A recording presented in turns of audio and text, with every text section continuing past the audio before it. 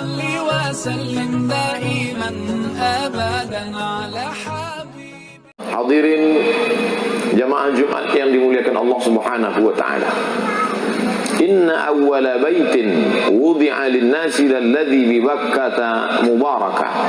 Bangunan pertama yang dibangun di atas muka bumi ini adalah bangunan yang ada di Bakkah. Nama lainnya Makkah, nama lainnya Ummul Qura. Bangunan yang dimaksud adalah Ka'bah, Al-Masjidil Haram. Kemudian bangunan yang kedua yang dibangun di atas muka bumi ini juga adalah masjid.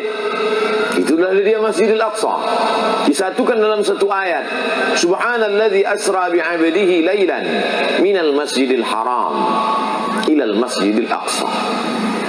Kemudian sahabat bertanya kepada Rasulullah SAW, kam bainahuma, berapa jarak antara keduanya?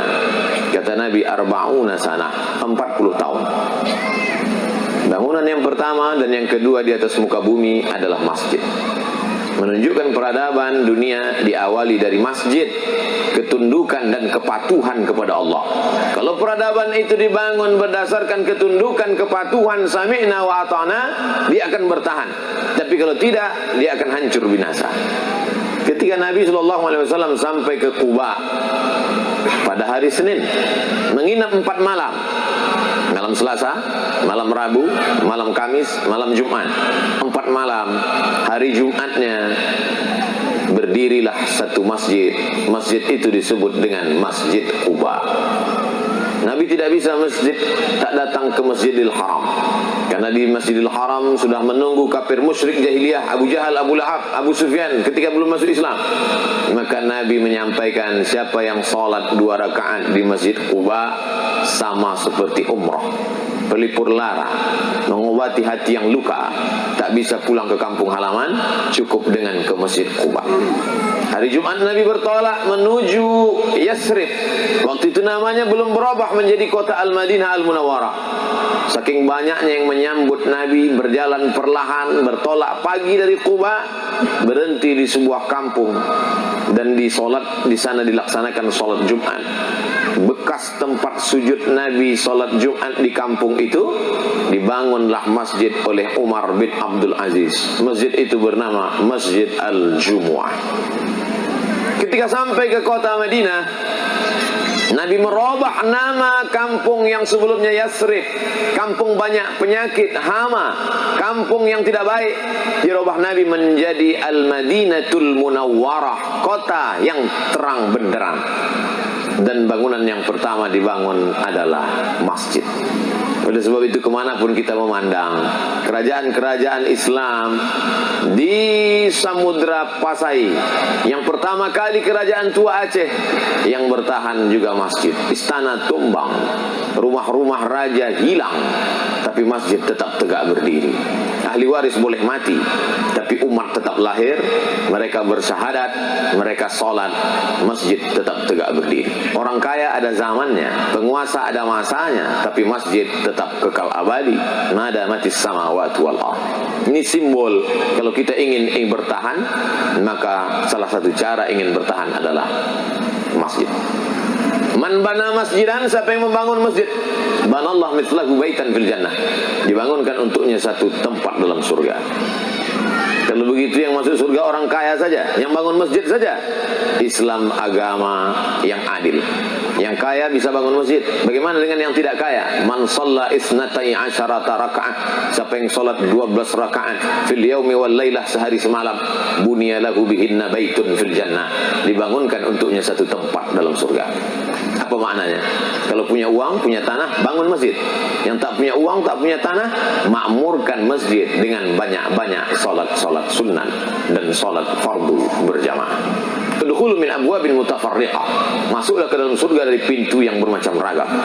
Kuat tahan makan, kuat tahan minum, masuk dari pintu Ar-Rayyan, khusus untuk orang berpuasa. La yadkhuluhu illa shaimun, tidak akan memasukinya kecuali orang yang berpuasa. Banyak tanah, banyak uang, masuklah dari pintu babus sadaqah. Tapi pintu surga bukan hanya itu, ada babul jihad. Maka jangan batasi diri, bersedih, berluka, karena tidak bisa masuk dari satu pintu, tapi banyak pintu-pintu yang lain bisa kita dobrak, bisa kita ketuk dengan amal ibadah kepada Allah Subhanahu wa taala. Kalau ada orang yang mengatakan membangun masjid itu susah, membangun masjid itu sulit, maka memakmurkan masjid juga jauh lebih susah. Karena masjid adalah bangunan, tiang, lantai, atap. Setelah selesai, ada sumber daya manusia. Tapi Masjid An-Nizam, kita berbangga tidak hanya membangun masjid, tapi sumber dayanya sudah disiapkan. Hafalan Quran anak-anaknya, idgham, ikhfa, tajwidnya sudah dipersiapkan, tahsidnya, tahfiznya. Maka selama langit masih terkembang, selama alam masih terbentang, maka Masjid An-Nizam akan tetap tegak kekal abadi. Kita mungkin bertahan seumur baina sittina wa sab'in, antara 60-70 tahun. Setelah itu kita akan pindah ke alam barzakh, mati dimakan cacing tanah. Tapi masjid tetap kekal abadi, menetes tetesan embun di tengah gurun pasir yang panas saat anak generasi bangsa salat sunat tahiyatul masjid, saat mereka i'tikaf di tengah malam, saat mereka menghatamkan Al-Quran, membaca Yasin, membaca surat Al-Kahfi, berdoa mereka, Rabbana ighfir lana dzunubana wa liwalidayna warhamhuma kama rabbayana shaghira. Lapang kubur sejauh mata memandang, terang benderang alam barzakh seperti tengah malam bulan purnama, karena amal yang mengalir. Yang hari ini rajin membaca Al-Quran, putus dengan kematian. Yang hari ini rajin dengan salat tahajud, putus dengan kematian. Berteman, bersahabat, berakhir di simpang jalan.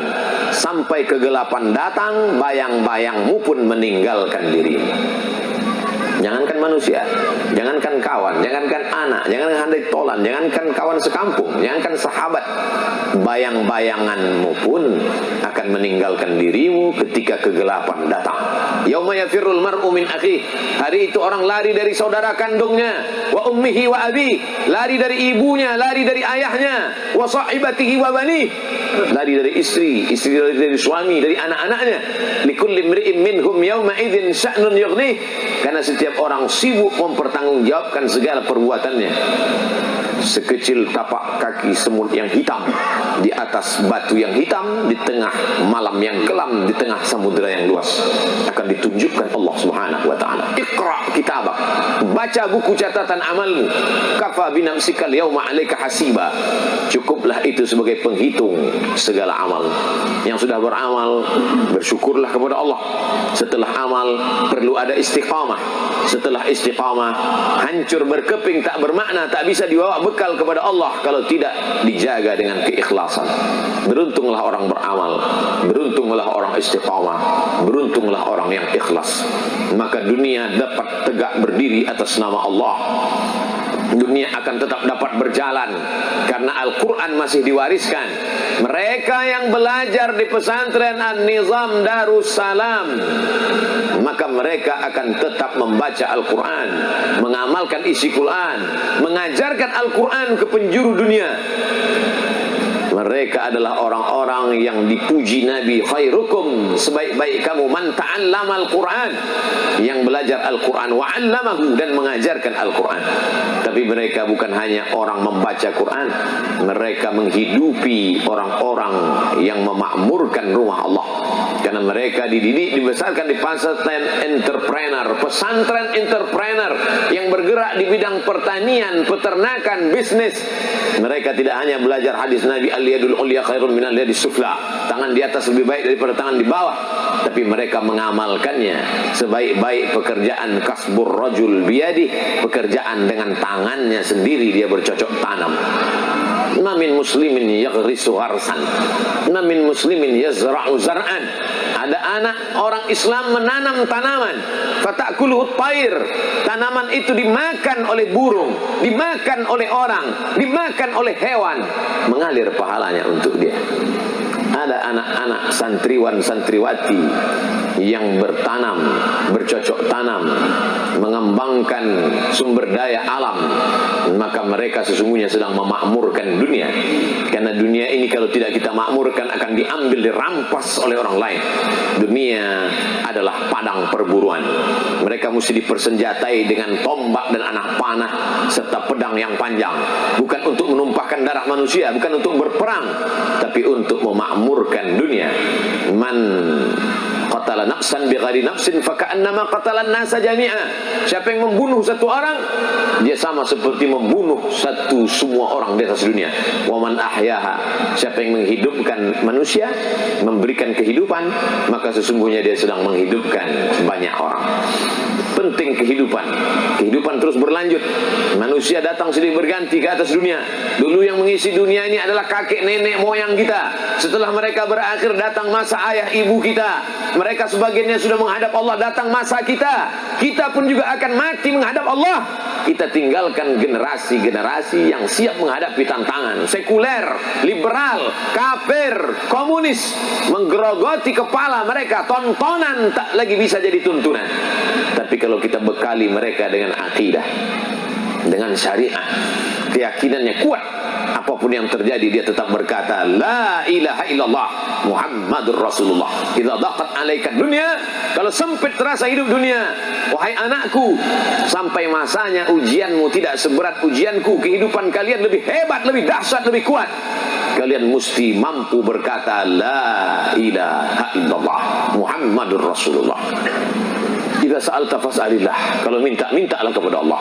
Wa idza sta'anta fasta'in billah, kalau minta tolonglah kepada Allah. Iyyaka na'budu wa iyyaka nasta'in. Kalau itu kita sampaikan, mati kita menghadap Allah, mereka yang akan membisikkan ke telinga kita, laqinu mautakum, talqinkan pada orang yang mau sakaratul maut, la ilaha illallah Muhammadur Rasulullah. Alladzina qalu rabbuna Allah, orang-orang yang berkata Rabbku, Tuhanku Allah, tsumastaqamu, istiqamah mereka, tatanazzalu alaihimul malaikah, turun malaikat. Saat mau mati sakaratul maut, hati manusia dihinggapi rasa takut, rasa cemas, rasa ngeri. Takut tak selamat dari azab kubur, takut merasakan sakaratul maut, takut meniti titian siratal mustaqim, sedih meninggalkan kebun terhampar, sedih meninggalkan jamaah, sedih meninggalkan keluarga, anak menantu, sahabat handai tolak. Datang malaikat menghibur, mengatakan la takhafu, jangan kau takut, wala tahzanu, jangan kau sedih, wa abshiru bil jannati allati kuntum tu'adun, berbahagialah, kau mendapatkan surga yang dijanjikan Allah. Yang mendapatkan itu hanya orang-orang yang istiqamah. Membangun pondok pesantren adalah simbol istiqamah, menjaga generasi umat dan bangsa. Membangun pondok pesantren adalah cara beristiqamah, tidak hanya menjaga istiqamah kita, tapi anak cucu kita, anak umat dan bangsa. Karena inilah benteng terakhir pertahanan. Kalau tembok benteng pondok pesantren tumbang, maka berakhirlah kejayaan Islam. Barakallahu li wa lakum fil Qur'anil azim, wa nafa'ani wa iyyakum bima fihi minal ayati wa dzikril hakim, wa taqabbala minni wa minkum tilawatahu, innahu huwal ghafurur rahim.